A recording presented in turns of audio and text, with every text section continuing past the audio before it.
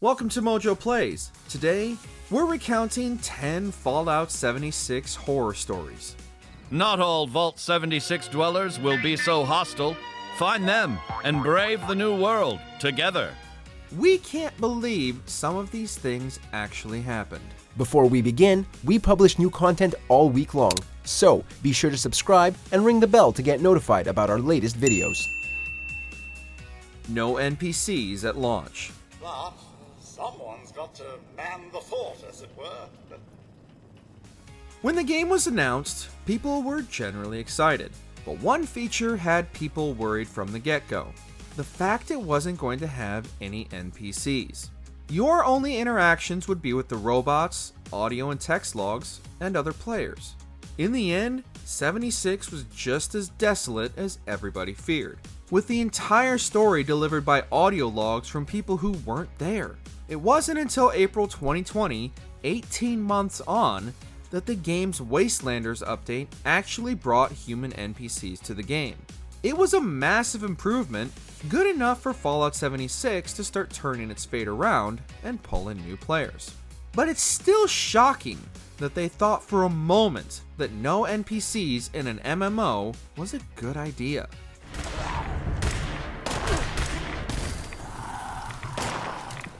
"16 times the detail." Fallout 76 is a prequel to all the other games, and it's our biggest one yet. It is 4 times the size of Fallout 4. Oh, Todd, we want to believe you, but you just make it so hard. During Fallout 76's E3 reveal back in 2018, Todd Howard stressed one particular point. 76 was going to be 5 times the size with 16 times the detail of Fallout 4. Was that the case? No, not really. The map is absolutely huge, sure, but a lot of it was empty wilderness, much like the maps of many open-world games. There was little to see and do at launch, and it seems that the 16 times the detail claim still hasn't really come to fruition. In fact, Fallout 76 looked more or less identical to Fallout 4, albeit with more colorful trees, and it would probably hurt an already demanding game even more by trying to render distant, complex weather systems. Glitches.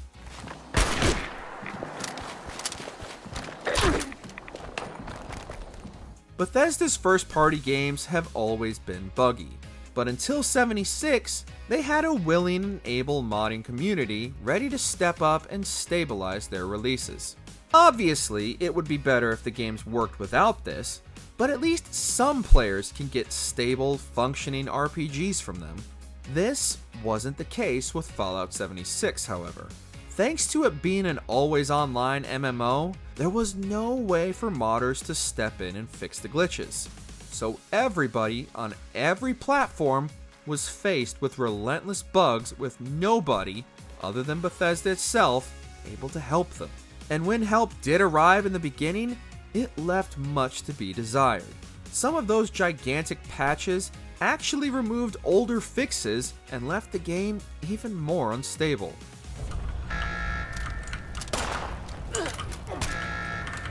Mass bans. From the beginning, players were finding themselves facing Bethesda's ban hammer for all manner of things.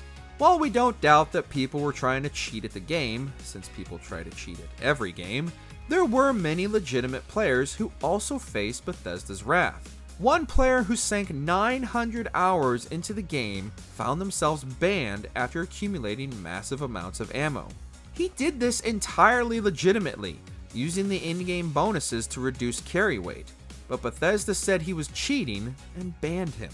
Other players were banned for having software on their computers that could have been used to alter the game, even if they weren't actually using it. Tie-in products.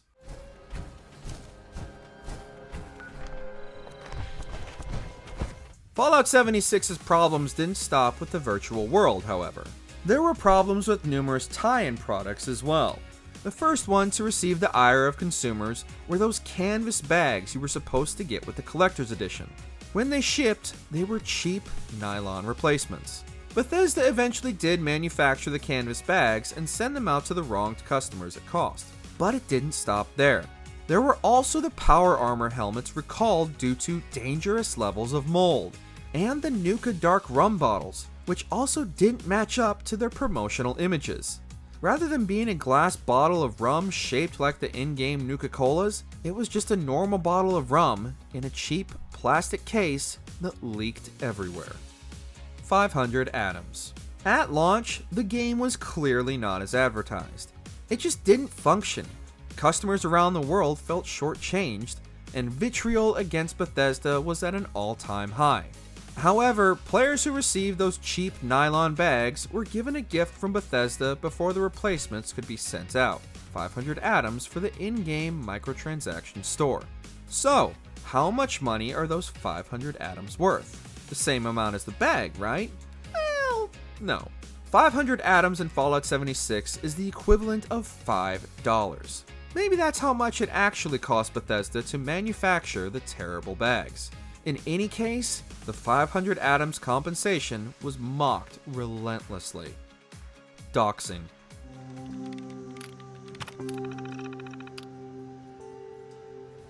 Yet more trouble from the canvas bags. In order to get your nylon bag replaced, you needed to submit a support ticket to Bethesda on their website. But there was a grave error on the website. It was so poorly set up that it ended up doxing everybody who'd submitted a ticket, leaking tons of personal information including card details and customer addresses. Bethesda eventually resolved the issue, and it doesn't look as though anybody used the doxed information for nefarious purposes, but it was still shocking to find out that the people struggling the most with the game were given yet another headache.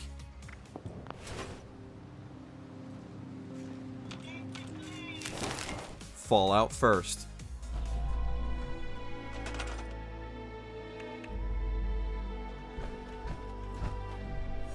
A year after the game's release, Bethesda launched the Fallout First premium subscription service. This would give players private servers, fancier equipment, and a little icon to let everybody know that they were a Fallout First subscriber. It also cost about $13 a month, making it more expensive than Netflix and Spotify. Some people did sign up for it, and they found themselves relentlessly griefed by the lower classes the subscription service had created. People formed gangs and went around to pick on the premium subscribers at the beginning. Worse, the game was still barely functioning at this point, and the fancy private servers were more broken than the regular ones, and the game still wasn't free to play. Why are they running?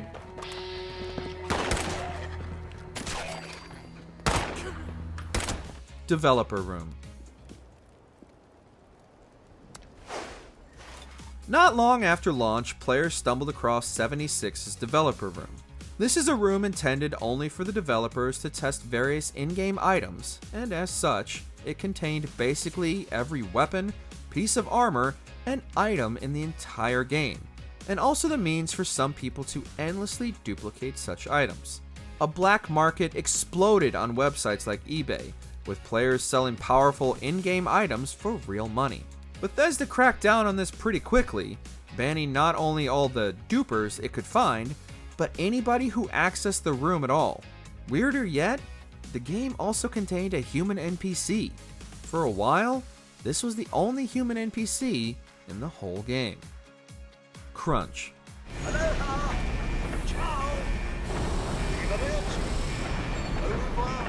But why on earth was Fallout 76 ever allowed to launch in this condition? Well, in 2022, Kotaku published a big investigation into Bethesda and Fallout 76. It turns out that just like most other big video game companies, Bethesda was crunching its staff relentlessly. The development team and QA testers were grossly mismanaged by project leaders who didn't see the lack of NPCs or the game's broken state as issues. Developers were overworked, departments weren't able to communicate properly, and the Fallout 76 project took good developers away from Redfall and Starfield because it had such a high turnover. Worse, it was those developers who received so much ire from the gaming community, even though they'd been trying to tell project leads that the game wasn't working all along. Check out these other great clips from MojoPlays, and be sure to subscribe and ring the bell to get notified about our latest videos.